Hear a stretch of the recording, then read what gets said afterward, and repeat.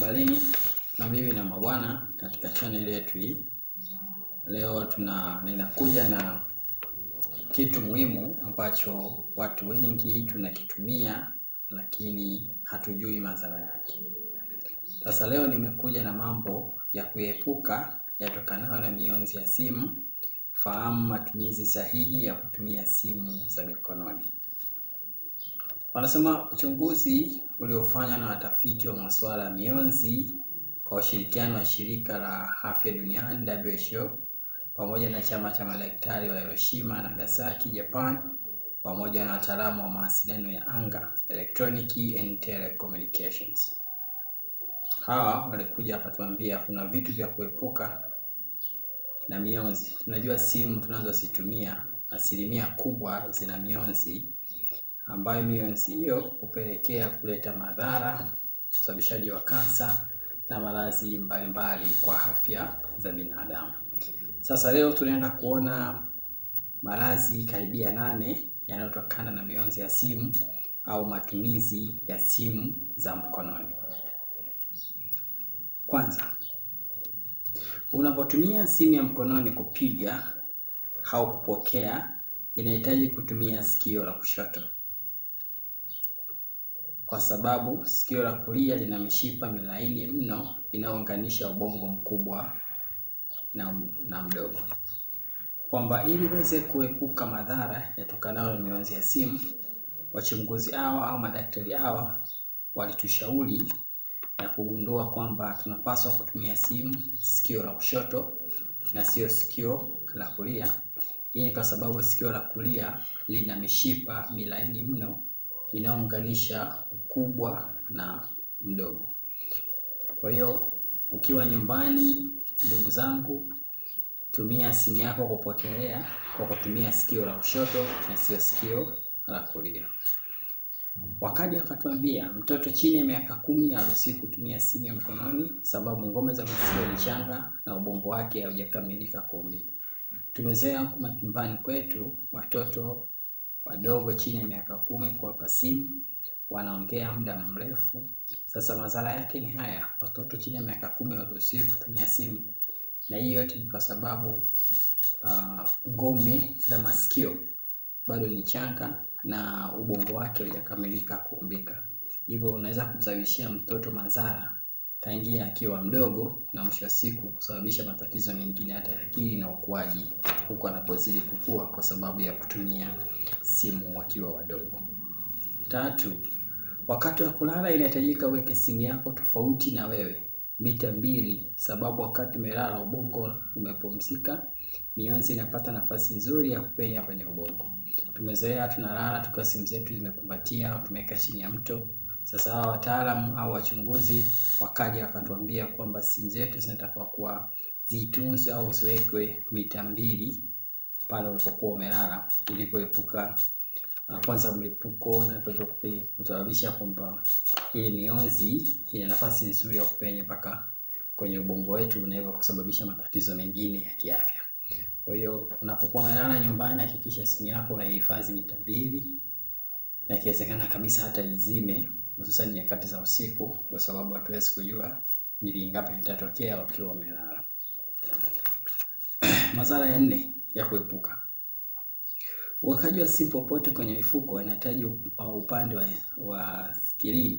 wa screen uelekee kwenye mwili wako, sababu simu inavuta mionzi kupita upande wa betri. Tumezoea simu ina pande mbili, ina ile sehemu ya kioo na ile sehemu ya betri. Sasa sisi tunapenda kuweka simu mifukoni, tunashauriwa ule upande wa kioo ndio uelekee kwenye mwili wako na ule upande wa betri uwe juu yako, kwa sababu inasababisha pia kuua inavuta mionzi kwenye upande wa betri, na hivyo inasababisha uwezekano mkubwa wa kupata kansa ya ngozi au kansa ya kizazi kwa wanawake pamoja na wanaume. Tunasema seti za simu zenye tochi inahitaji kutumia mlio sio mtetemo. Tumezoea simu nyingi zenye tochi, watu wanapenda kuweka vibration, lakini kumbe vibration ni tatizo kubwa. Ni bora kuweka mlio na sio vibration kama wengi tulivyokuwa tumezoea, sababu inahatarisha kupanua mishipa ya fahamu. Ile hali ya vibration inafanya ubongo wako unakuwa unashtuka, na hivyo kusababisha ile ubongo kuweza kupanuka mishipa zaidi ya fahamu, na hivyo ina wakati unaweza kawa hauna simu lakini ukahisi tu mwili wako kama unatetema ukijua kwamba ni simu. Kwa hata kisaikolojia pia inasababisha madhara ya namna hiyo. 6. Utumiaji wa simu zenye tochi. Inahitajika kushikilia simu yako mkononi na sio mdomoni, sababu huwa inaua vianzi vya mdomo mapema mno. Tumezoea watu wengi anaongea simu anaweka mdomoni, au anawasha tochi anaweka mdomoni. Ile imeonekana kwamba ni tatizo kubwa, kwamba simu inapoita usiweke mdomoni au kuwasha tochi. Ni bora ukashika mkononi na ukafanya shughuli zako nyingine, kwa sababu unapoweka mdomoni inasababisha kuua nerves za mdomoni mapema. Mwisho wa siku midomo inabaki kama inatetema, na watu wengine wanapokula hata ladha ya chakula inapotea, kwa sababu zile nerves za ulimi pamoja na mdomo zinakuwa zimekufa kwa sababu ya ile mionzi ya simu. 7. Jambo la 7 ambalo unatakiwa kuliepuka. Wakati wa mvua inahitajika kuzima simu yako kwa sababu salama zaidi, sababu unaweza kupigwa radi wakati wowote. Tunashauriwa hizi simu zetu tunazozitumia inapofika wakati wa mvua ni kuzizima, kwa sababu ina uwezo likaungana na radi na ikalipuka ikiwa mfukoni au mwilini kwetu. Kwa hiyo tunashauriwa iwe ni mvua ya aina yoyote, tunashauriwa kuzima simu zetu, hususan zile mvua zenye radi na mungurumo ya mara kwa mara. 8. Utumiaji wa simu kwa siku. Tunavyowashauri sisi kama wataalamu, kupiga au kupokea inahitaji utumie dakika 29 tu, kwa sababu simu ina uwezo wa kutumia moto mkali zaidi kuliko umeme. Tunashauriwa kwamba kwa siku simu yako uitumie kwa dakika 20 tu, au tuseme nusu saa tu kwa siku nzima, lakini tumezoea kutwa nzima tunaongea na simu.